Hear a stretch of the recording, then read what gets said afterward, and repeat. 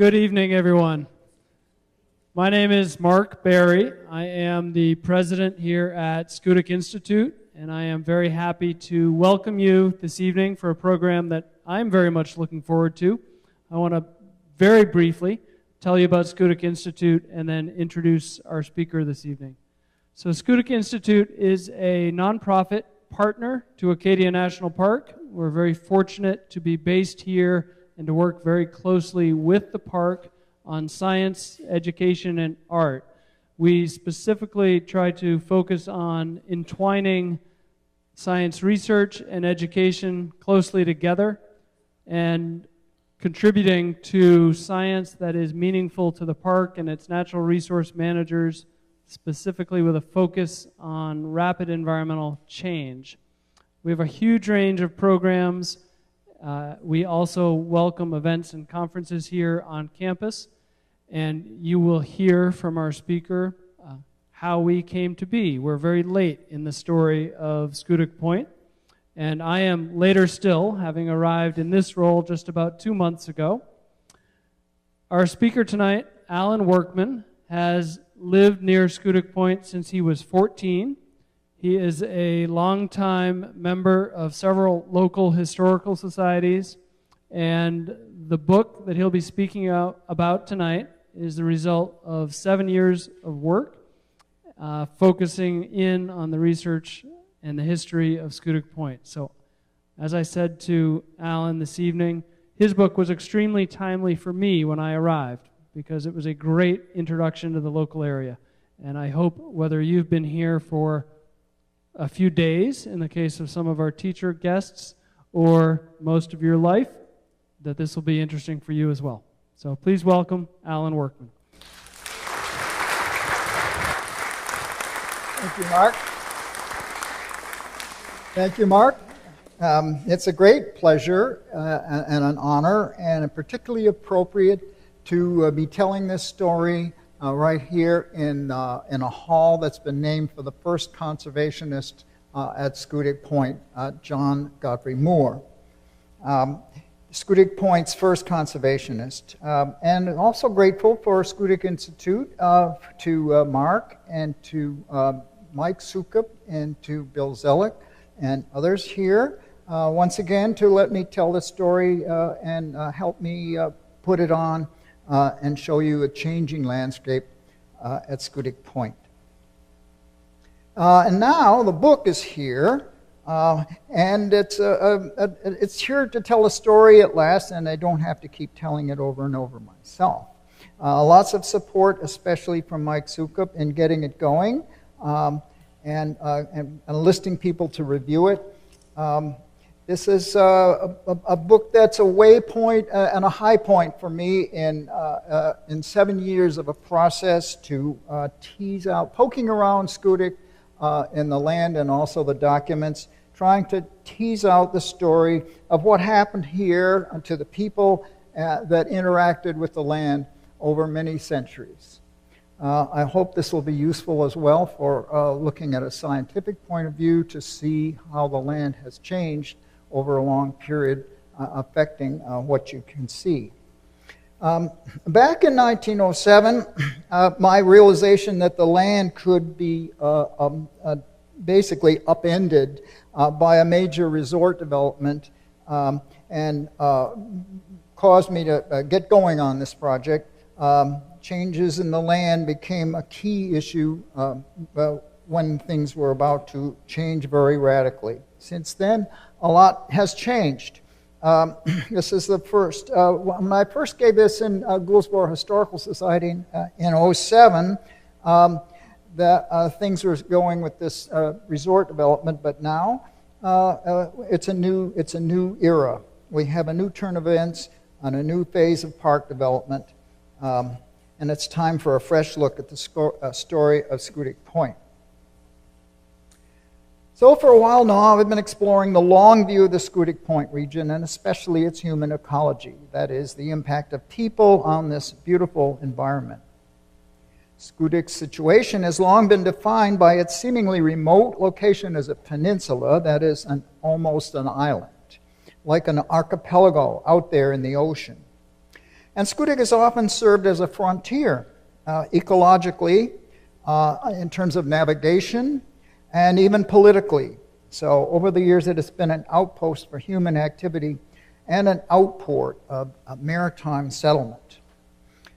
The Schoodic Point region it has a unique ecology that has been visited by about 10% of the people that are visiting Acadia Park over on the island. They come to enjoy Schoodic's long and accessible shoreline and the beauty of its sparse, basic landscape that's so different from MDI.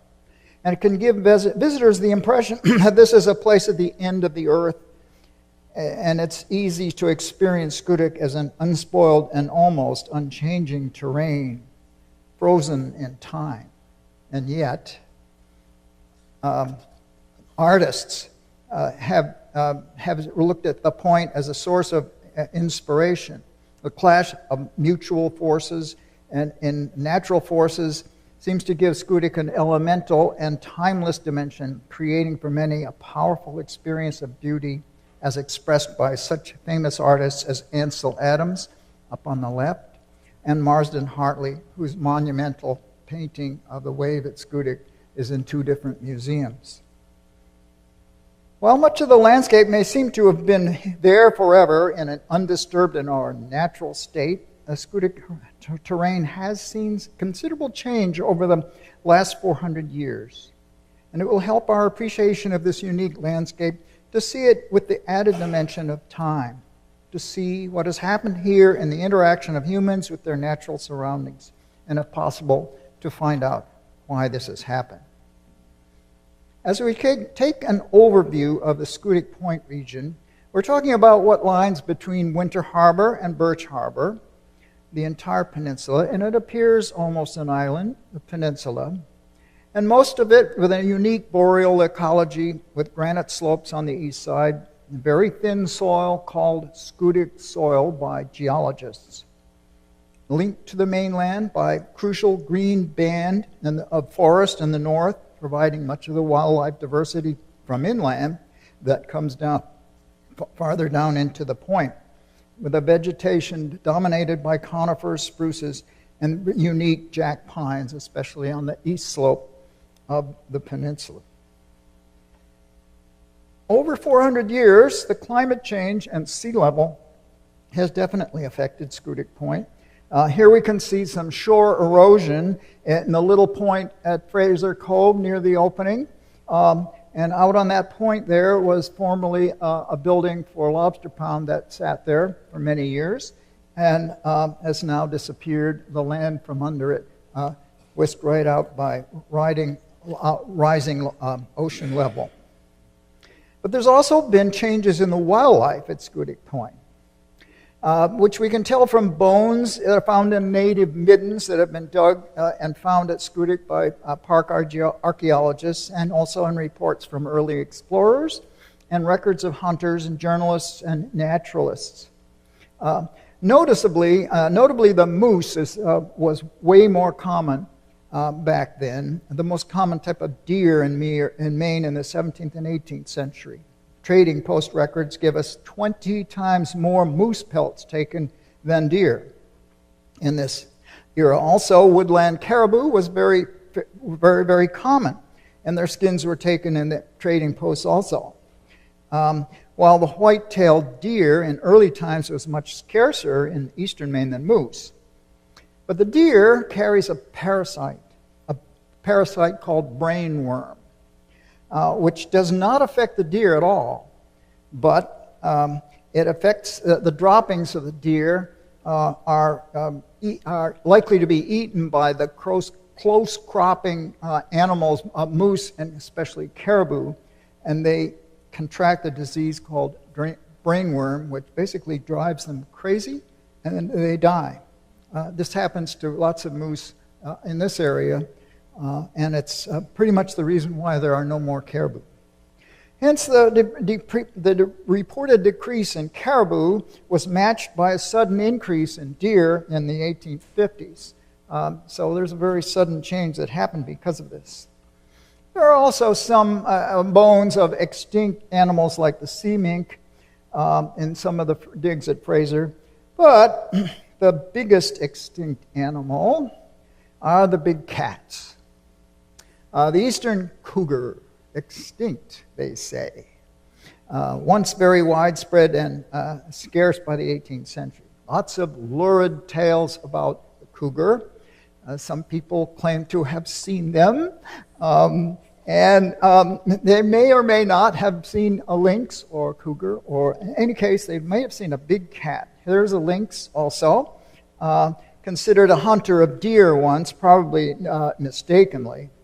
There was a Franco term, Luc Servier, anglicized as Lucifer, and became a devil, and hence the word Indian devil. And this was a term that used to hunt. Smaller bobcats are much more common and sometimes confused even with the lynx. In the 1880s, a big cat was reported preying on sheep at Schoodic Point, and it was shot by one of the last settlers there, Obed Bickford, and he called it a devil cat. And he told tales about this over the and frightened little kids around the pot-bellied stove in Winter Harbor. And you never know what he actually saw. For example, a veteran trapper of the 1880s, his standard watchword was, "An Indian devil is anything a man sees in the woods and doesn't know what it is." And it's something that may be no more formidable than an ordinary hedgehog, which at times has been taken for one. So we shall see Mr.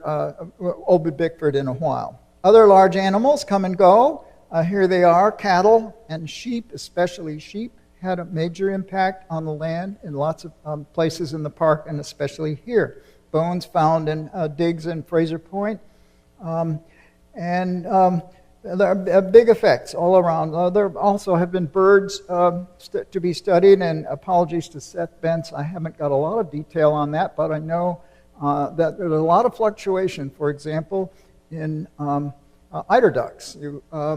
They were pretty scarce for a while, and then in the 60s there were flocks and flocks of them, and now they've tapered off a little.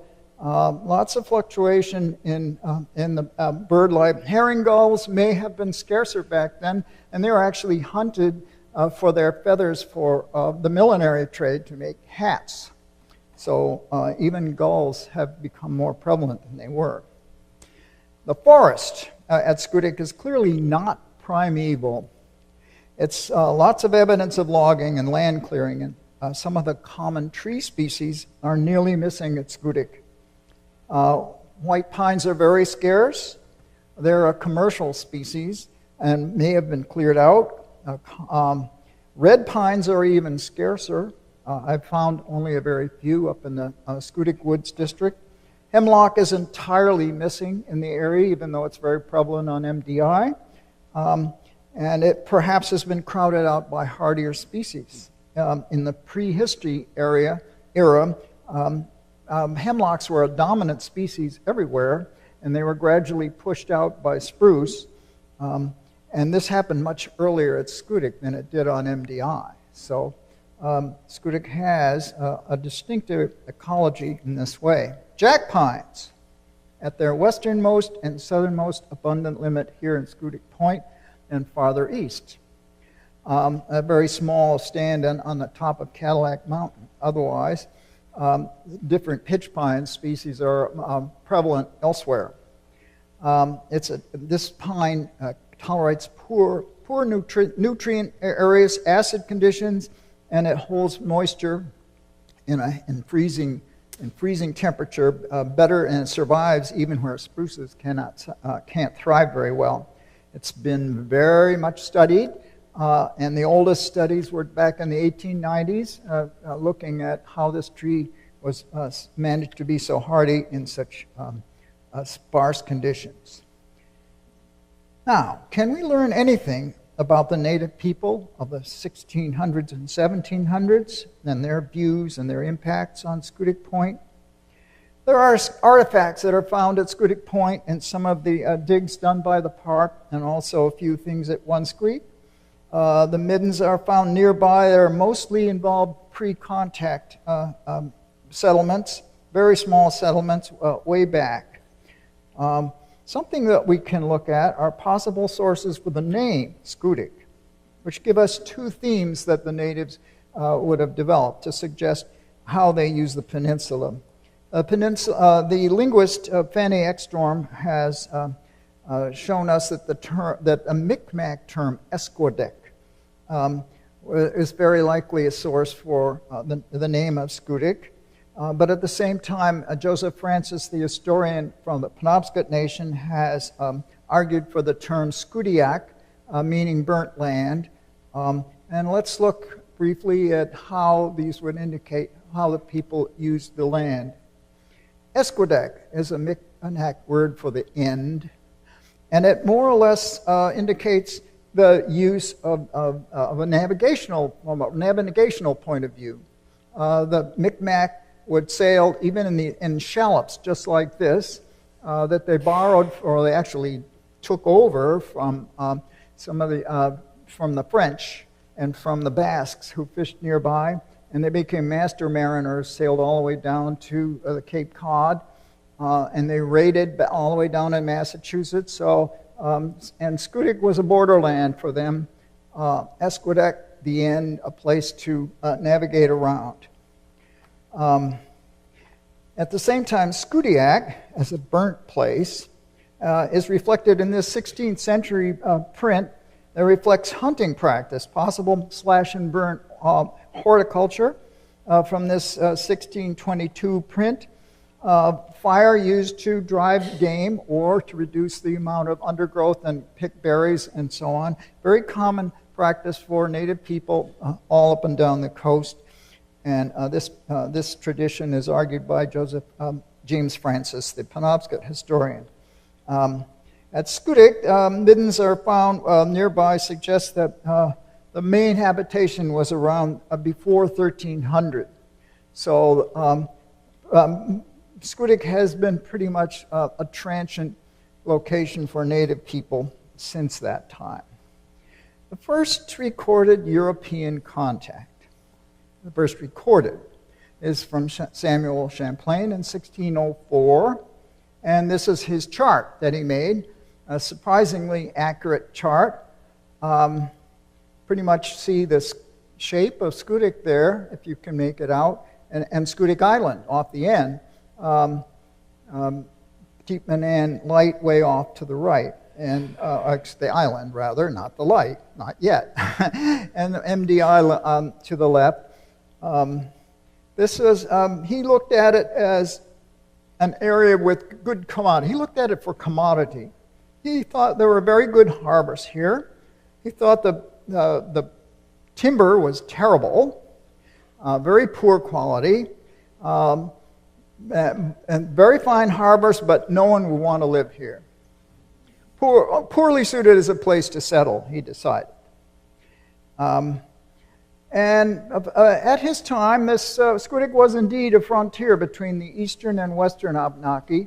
The eastern Abenaki, the Passamaquoddies, basically were allied with the Micmacs, and Schoodic was a frontier. Champlain landed at MDI using some of the eastern Abenaki as translators. So this was a frontier area until about 1615, when the plague started decimating some of the native population, and the whole equation changed. The French became fairly prominent at this point, and through the 17th century, we're pretty sure there was a French trading post here. Here's a map, a fanciful map of Acadia Park that reflects the theory that Cadillac may have had a fur trade post here. We definitely, this is because of a report in 1688 in which the Massachusetts governor came down and was told that Mr. Cadillac was living on the eastern side of Mount Desert at a place called Winskeg, which seems pretty close to Onesqueak, which was the name for the area at the time. And the name derives pretty well into the meaning for a long point. So I'm pretty sure that Mr. Cadillac, was living here. In 1710, Baron Saint-Castin had entertained a British officer and worked out a truce in a fur post at Schoodic or Winter Harbor. And so we have pretty good evidence there was a French fur trading post here, and that one Squeak Bay was a habitation for Cadillac and other Frenchmen later. But the French lost out, and the British took over. And here is a map made by the British Admiralty in the 1760s and 70s, showing basically Schoodic in a deserted situation. The maps showed all the habitation up and down the coast and nothing going on anywhere near Schoodic or even in Winter Harbor or Prospect Harbor. Very thinly settled area, deserted even during the Revolution.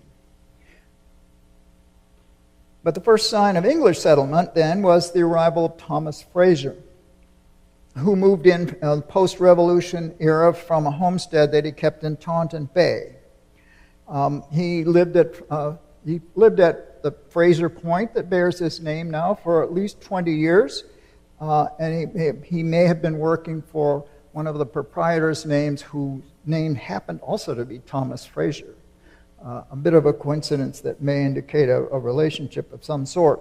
In the census records of 1790 through 1810 show Thomas Fraser as a mulatto living with his wife and 7 children.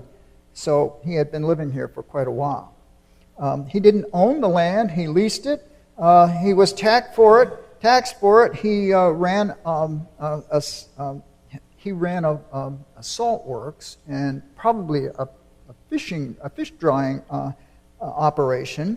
The park has done some archaeological work here, and they've found salt glazed ceramics in the location where he lived. And I'll put my marker up there, and this is pretty much where his house was located, as near as the archaeologists were able to find out. So this was the beginning of fish processing and development. And by the 1790s, William Bingham, the millionaire from Philadelphia, bought lots of land all around, and this is his plot for Schoodic. Fairly typical one, showing that the smaller lots up there in the upper up at Fraser Point and Fraser Cove are relatively small, and he sold those for the princely sum of $2 an acre, which was standard price for harbor land, and the rest of the bigger lots down here were timberland at a princely sum of $1 an acre, which in this case were paid for by the people who bought it by the timber that they cut right there and paid him back in the land that they were using. A very clever way of mortgaging the land, I must say. So that was standard for them. And there's this is one of the areas that this shows you Fraser Cove, and in the foreground, one of the fish houses. In the foreground here is the foundation of the early fish house that was made in 1835. Here we show in 1830s the arrival of a fishing economy. Schooners out on the banks picking up cod and mackerel and bringing it back to run a fish factory to dry cod in a place like Schoodic. Schoodic was a perfect location, and it was factory was basically a factory set up by a man named John Frisbee, and he bought Fraser Point and the whole Little Point area near the park entrance, and created what they called Frisbee's Cove, and built the first road down from Winter Harbor and down to Fraser Point, or Fraser Cove.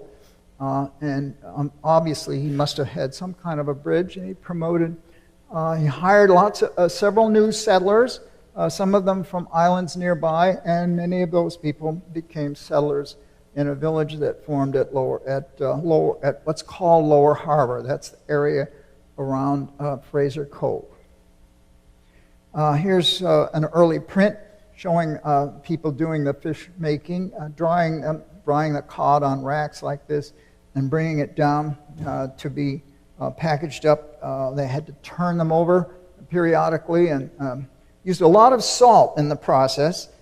Salt was a major part of the whole process. It took a huge amount of salt to process 1 barrel of dried cod. It took 3 bushels of salt out at sea to process the fish, and another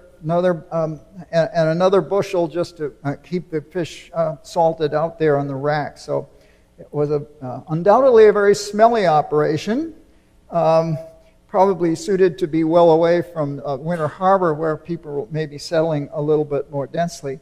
Imported laborers came in from Vinyl Haven and from Cranberry Island to settle here and work on this fish operation. For islanders from Vinyl Haven and Cranberry, a place like Schoodic was not necessarily remote.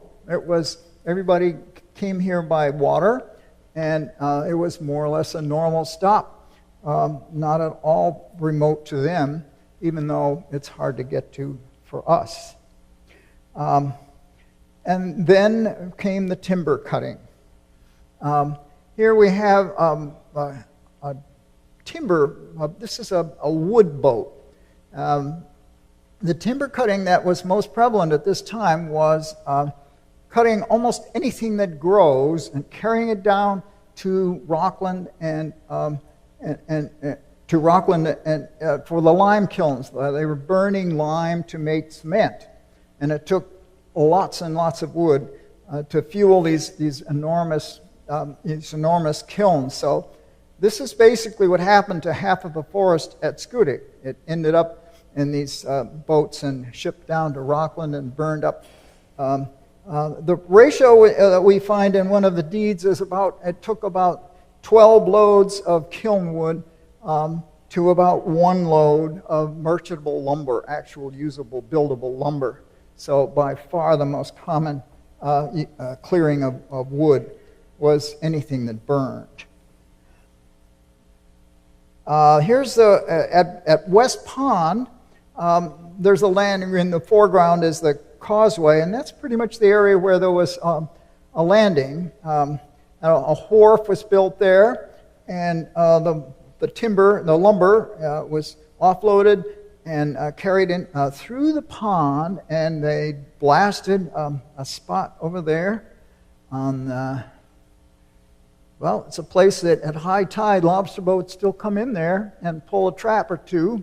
So they could get a schooner through that narrow passageway at high tide and unload both over here at Big Moose Island, where there was a big farm settlement, and in the foreground where the timber was being cut and eventually a farm was developed. Here are some of the settlers, the first settlers, the Nathan Shaw Hammond and Linda Rolfe Hammond, that later became major merchants in Winter Harbor. This is the ground that we can see at Fraser Point, a map of it. The Hammonds actually lived up here at number 7, and they turned it over eventually to another family from Vinyl Haven. And these are some of the cellar holes that we can, or places that we've seen in photographs, places that we know were lived in. This is more or less the Fraser location, and these are 2 other houses. These are cellar holes. Apple trees show where people lived here. So there's a lot of habitation around Fraser Point. This is down at the end of the point, and 2 very large farms going on here. Here is Jabe's Myrick's farm, and by this time the land had been greatly cleared away. I'm getting ahead of myself. I'm going to go back here. And over here we've got Thomas Airy and his farmland. There were 2 Thomas Airys. One lived over in Bunkers, and the other lived here at the end of Schoodic. This is the cellar hole, which is still visible today, right next to the alder path, a very large building. And for some reason we're popping ahead, getting ahead of myself. There's an apple tree right next to it. and a lot of acreage all around it. You can find the edge of an arable field, stones piled up on the end. All the area that we see down there, which is full of alders and good for trapping birds today, there are very few conifers or tall trees there. This is the area that was all cleared away for farming. And it didn't do well at all. The soil was very poor. When the first crops they could get by burning some of the slash and getting potash that way and getting fertilization for the ground. But within 10 years, the same thing happened on Swan's Island. The fertility of the ground was not there to sustain it once the first blast of burning was done. This is Dr. Nathaniel Pendleton, whose journals tell us a great deal about daily life down at Schoodic at this time. He was in Winter Harbor, a physician, also a justice of the peace, and luckily for us, there was a nice journal which he kept basically a log, like a ship's log. And once you know who lived everywhere, you can tell where he stopped, where he went, what he took in barter for pay. You can tell what they were producing. He took hay and potatoes. He took anything that he could get, some stone. And so he was very... his journal tells us a great deal about how people lived at this time. Here is a map of the 1870s. But it shows the network of roads and the cleared areas. The light green spots are the places that were completely clear-cut, up at Fraser Point in the north, and also down here around the cove, and down at Big Moose Island, and all in these areas. Also a network of roads that took you over the mountain and over to Wansqueak. The doctor reported going from one place to a family on one end of the mountain, and over the mountain the next morning, and taking care of people on this side, riding a one-horse buggy. So there was a lot of traffic, and the families interacted, and a fair amount about this in the book. It's a fairly interesting network of people to think about a busy time in the 1850s, 60s, and the 70s. But by Civil War era, a very severe plague hit, the diphtheria plague. At least they called it diphtheria. Nobody knows for sure what it was. It took the town. It hit the town very hard, especially at Schoodic. And some of the families lost everything.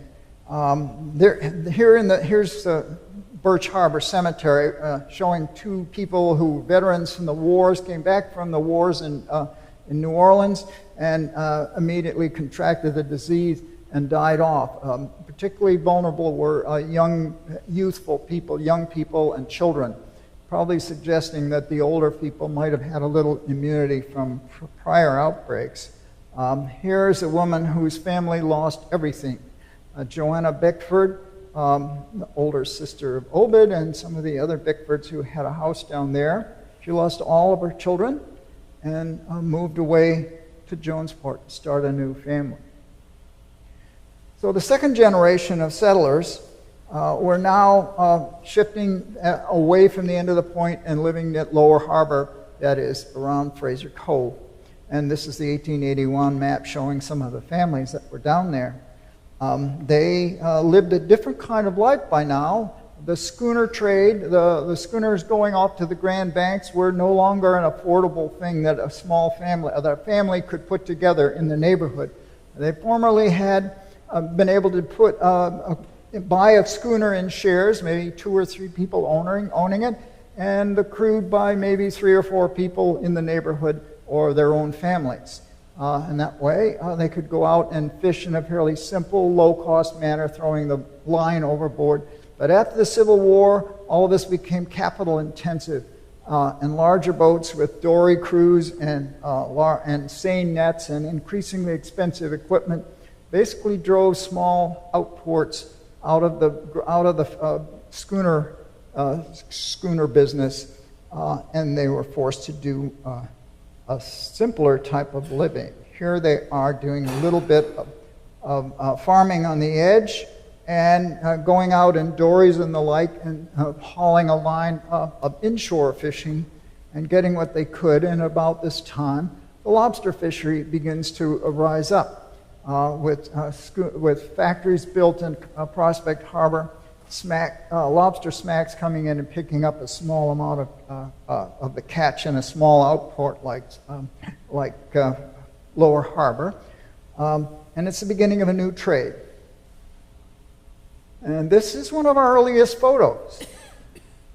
Pretty hard to make it out. Ghostly looking images of some of the buildings that are there.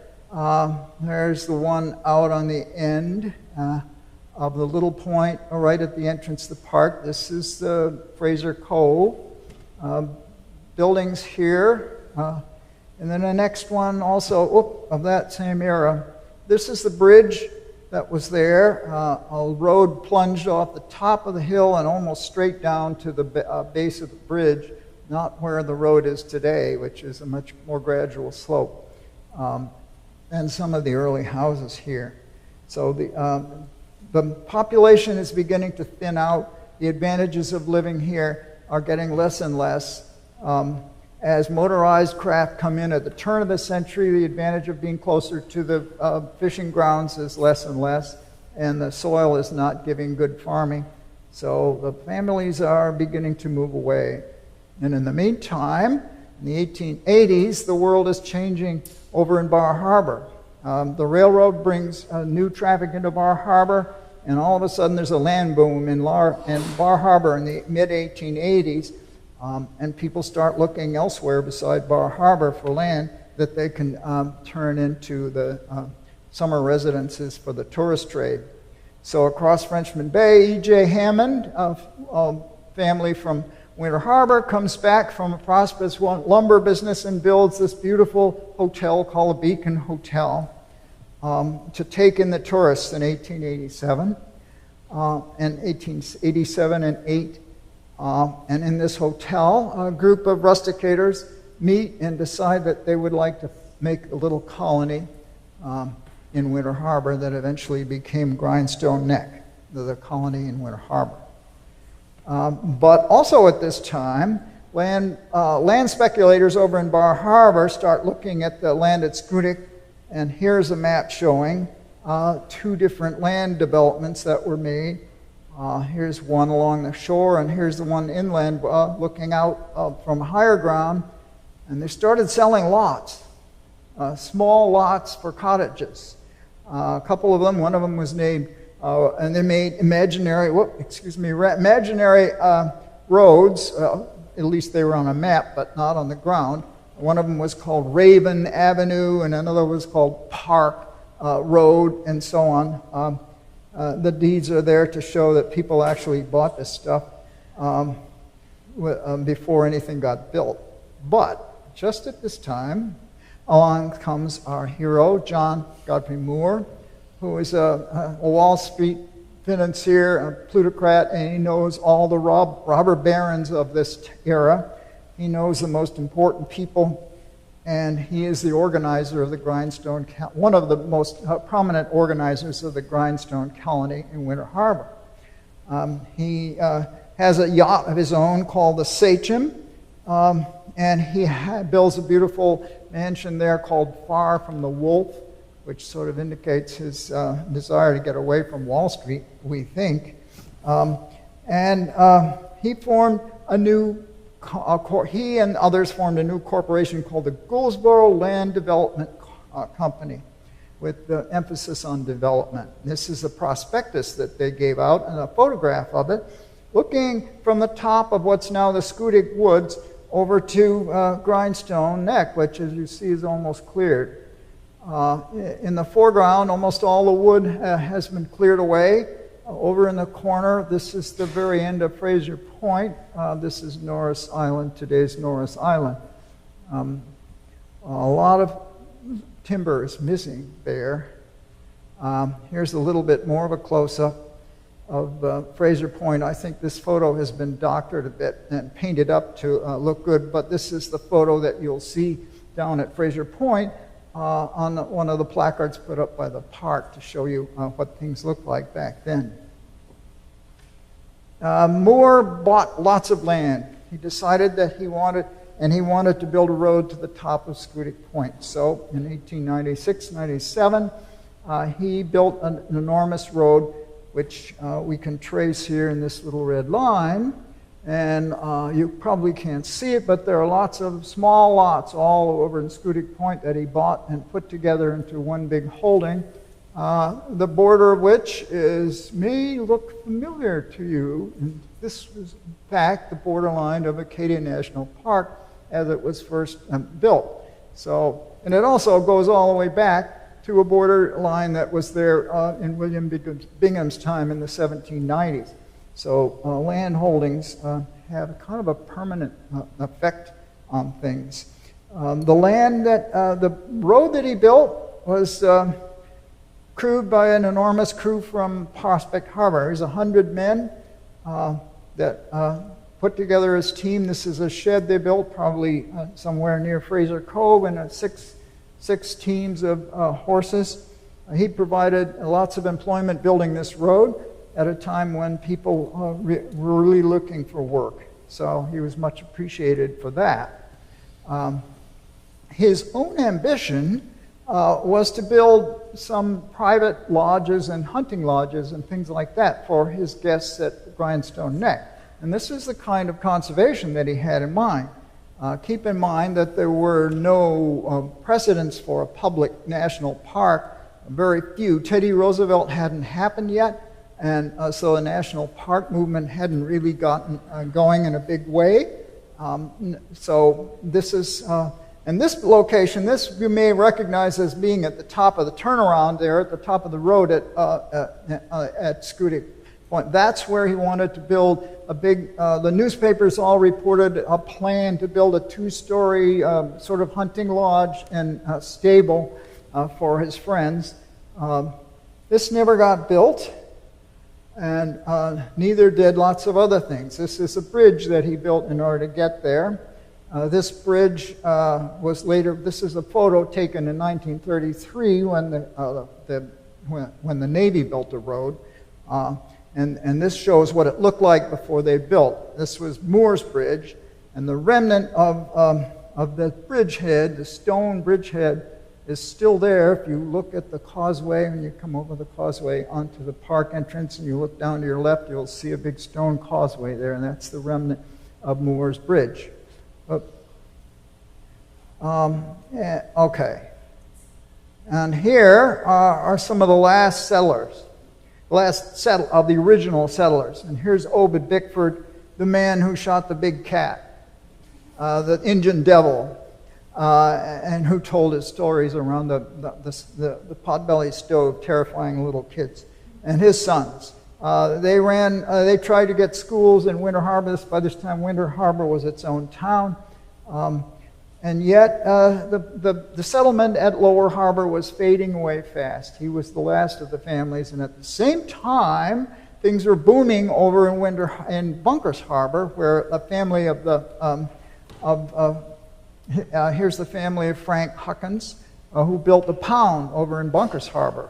And because of that, Bunkers Harbor thrived from then on as a fishing center, while almost originally these two areas were almost identical in population. Lower Harbor and Bunkers Harbor had about the same population, about the same resources, and it's an interesting contrast how basically Lower Harbor faded away, and Bunkers Harbor, I think partly because of the Pound that was built, prospered and became a center of fishing right now.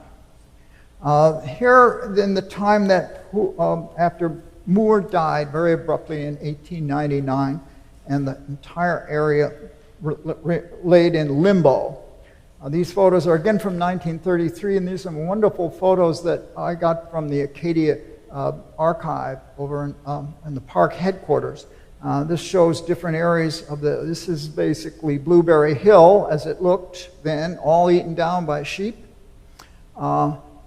This is and this is the waterway between Big Moose and the rest, flooded in at the tide. Here is the other end of it. Other end of it. The road today goes right across here. This is the marsh that went all the way across, separating Big Moose Island over here, basically the end of Schoodic Point, and the mainland. This is also the landing where the first settlers built wharves for unloading timber. This is Little Moose, almost barren of timber. This is the way that you got to the end of Schoodic Point. You took this log causeway and tried to stumble your way across the marsh and get out there. And that's the way the earlier settlers did it, and this is the way it still was right up through the 1930s. The park looked rather different at that time. Here is how it looked over at Fraser Cove. Hardly a tree in sight, completely cleared. This is a house across Fraser Creek, and this is one of the houses on the park side of Fraser Creek. Wonderful photos that we can see how things looked back then. There's another part. This is the eastern shore going back down toward Bucks Cove. Not as much cutting there. Not very good timber there compared to the other side. This is at approaching One Squeak and the small pond there and a very large seawall. A road runs over that seawall right now. The whole area remained a sort of a vacant lot for almost a quarter century. People just sort of, the way a vacant lot happens, people wandered in and out using the land as they wished, and it sort of became public for the first time.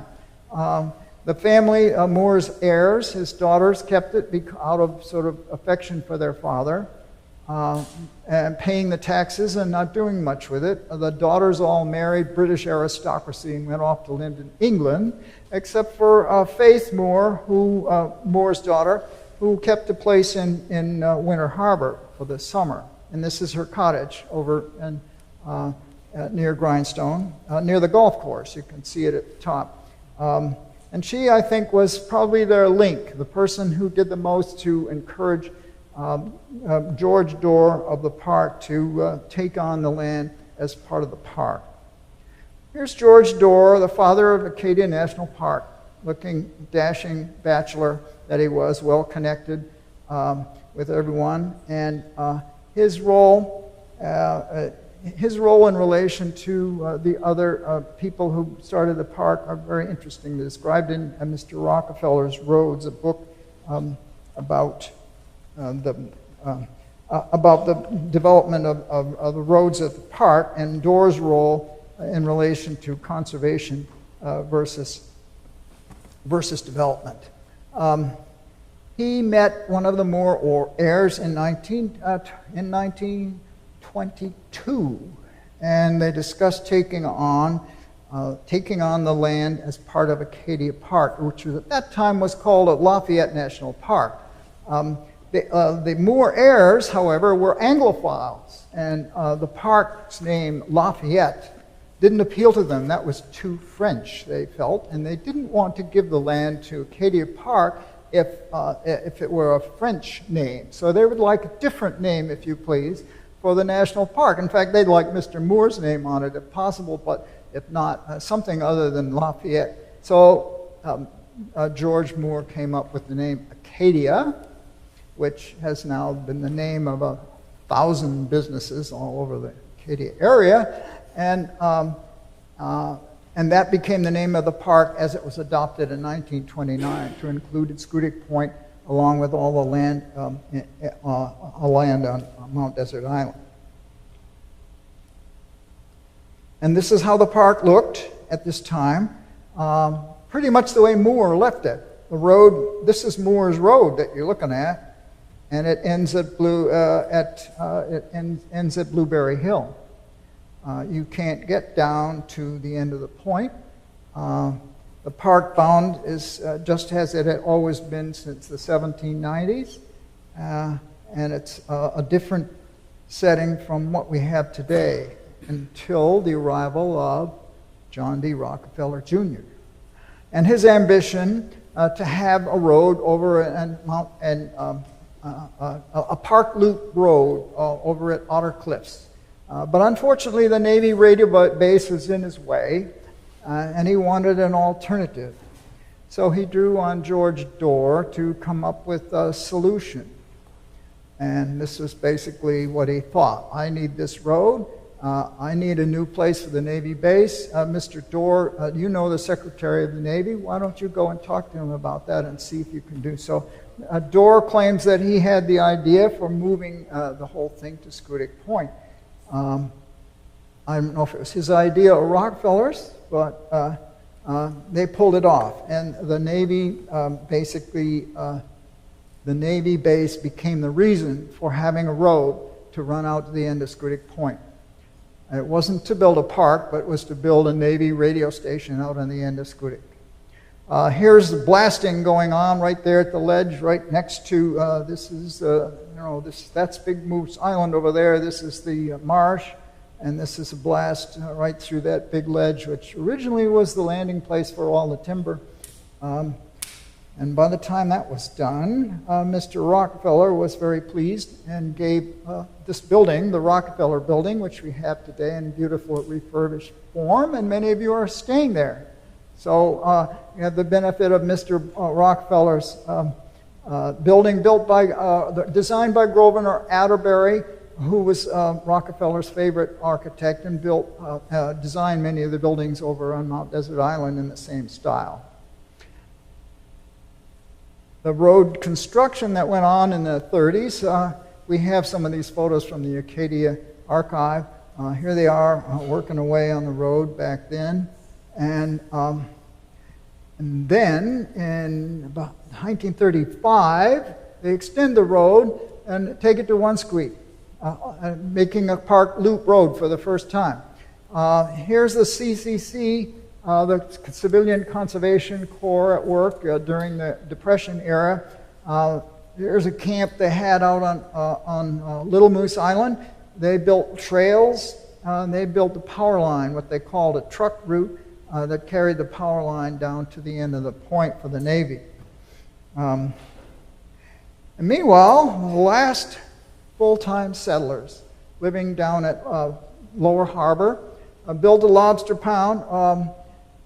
George Harmon built a pound, and the family living there is the Delaney family. And we have in our audience today a young lady, well, I think she's a little bit younger than I am, who grew up there in the late 30s and the 40s.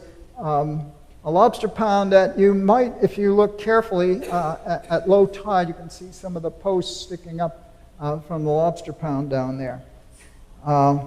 And this ended in 1940s, and that was the last full-time family living there. So the Navy base prospered. It grew, especially during World War II and also during the Cold War. And the small map down here shows the full extent of it. It's the same area that's owned by CERC today. It was an exceptionally good match for the Schoodic Park area, I must say, because it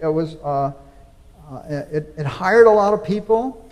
It was classified secret and lots of cryptography going on, so it didn't expand beyond its bounds. It was closely guarded. As a kid, I never even got to see inside it. But some of the people who worked there are also in the audience here.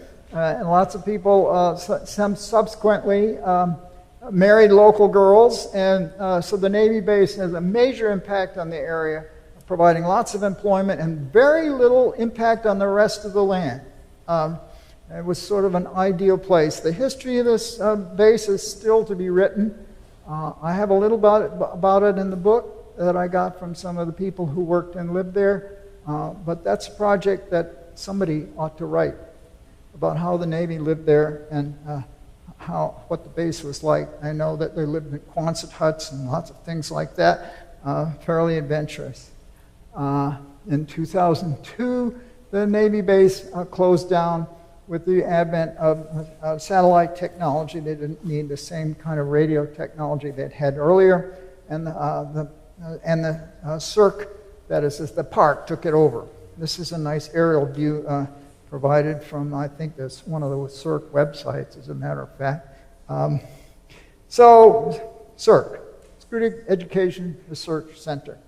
I went through several phases, developing different types of focus, and now lots of education and scientific research is the focus, and it's great to have it here. It's doing great things for Schoodic today and occupying the same space that the Navy base had. And in 2007, we suddenly had the announcement of an eco-resort planned by an Italian firm, that consortium that was going to basically engulf the entire area around Schoodic, around the park. They were going to build a hotel, and all those big red spots you see, and all the tan spots are going to be housing clusters and major roads connecting them, more or less cutting off wildlife and basically cutting off the park, privatizing the whole land around it.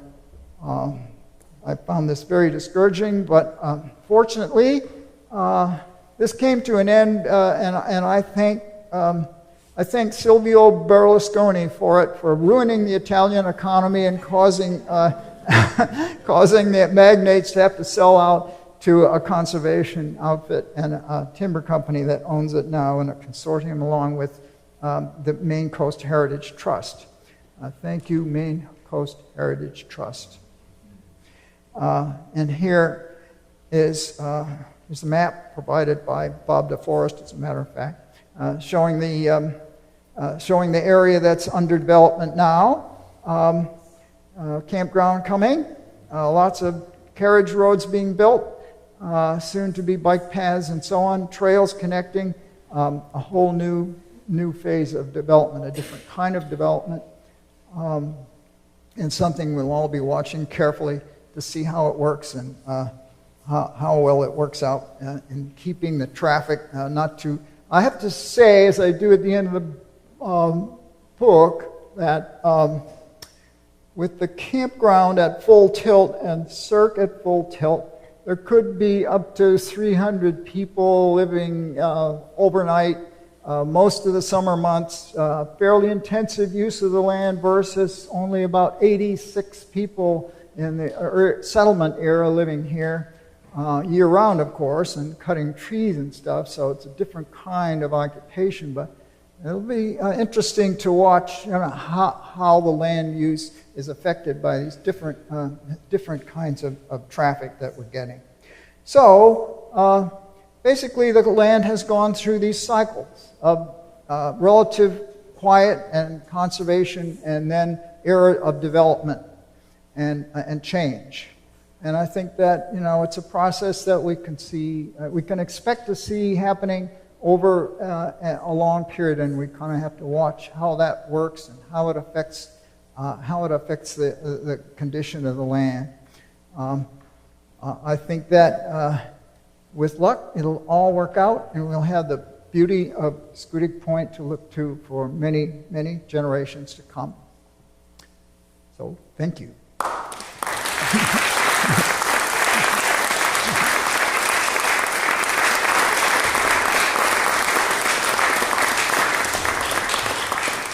If there's any questions at all, I'd be glad to pipe in anything that I can say. You might wonder where some of these places are, or some of you have visited them, and some of you have seen lots of these images before. Anybody know where the devil cat might be living? I note on one of your slides that you refer to Frenchman Bay. And of course we hear Frenchman's Bay and Frenchman Bay from various sources. Is that something that you researched and can can tell us that it really is Frenchman Bay and not Frenchman's Bay? The 1710 one is documented in the Astacus Island. What is the title of it? The national by Prince and McBride. They describe the French fur post that was there in 1710. Otherwise, I'm relying on the account of 1688, in which the governor said he was looking for a place called Winskeg. Some of the scholars in MDI thought that might be somewhere on the island, because after all, if it's to the east, where else could it be but on the island? But it might be on the east side of Frenchman Bay at a place called Winskeg? A certain resemblance. I think that's not definitely proved, but the fur post in the 1710s definitely is. I think there's very good evidence that it was a French fur post during that time. Yeah. Thank you. That was fascinating. I noticed on some of the early maps, there's noted Raven's Ledge, and you mentioned a Raven's Road. Is there a history about Raven's Nest back in the earlier account? Raven's Nest, I first encountered in a land deed in about the 1860s.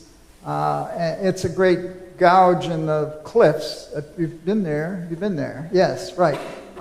I don't know who named it, and it appeared on deeds, and it turns out to be the boundary between what was early a public lot used for, given to Harvard College, as a matter of fact, and then later turned into a development.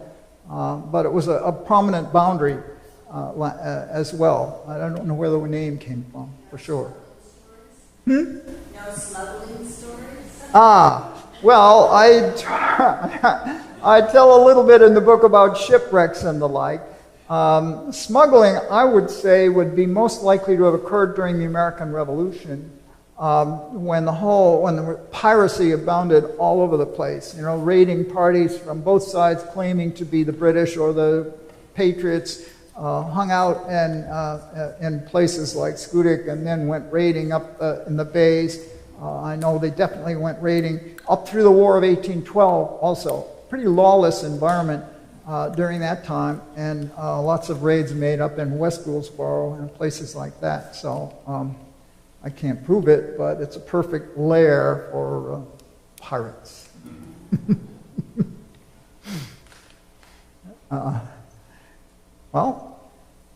By now, you know where to go looking for signs of habitation. Look for apple trees. There are lots of apple trees around.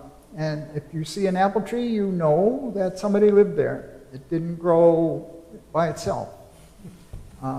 Several of them along the alder path, if you're walking that way. Some of them right along the road on West Pond. There's a couple of apple trees there. Somebody lived there. Somebody planted them. Many different signs of habitation. And Schoodic was. I think back on Moore, who, he could not have looked at it as wild land. It was all cleared away. It had been lived in. For him, this was a nice preserve, but he would never have thought of it at that time as wild land. And he wouldn't have thought of it as a public preserve because we didn't have them yet. So the land laid as a fallow and as a vacant lot for a whole generation, and luckily that's the period that the National Park movement matured with Teddy Roosevelt and afterward, and just in time along came George Moore and the Moore heirs, and were part of Acadia Park as a result. Very fortunate. Well, thank you all very much for coming. I enjoyed doing this.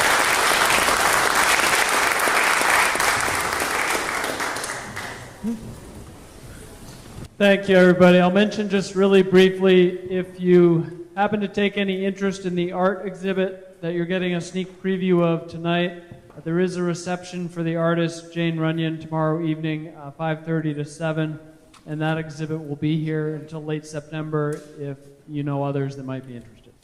Have a great night.